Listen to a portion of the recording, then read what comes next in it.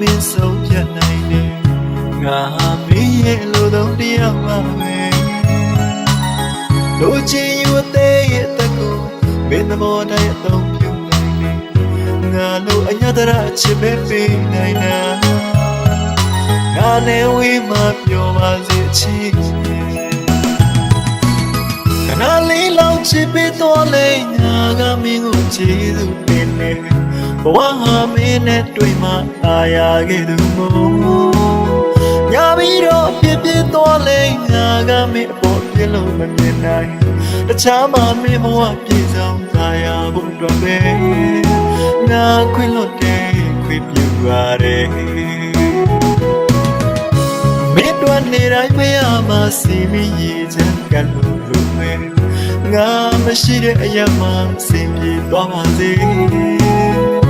ငါတဲ့ပိုချစ်မဲ့လူသူအနာမှာမြင်ပေါင်းဖက်နိုင်စေတောင်းဆိုငါပြုပေးနေမယ်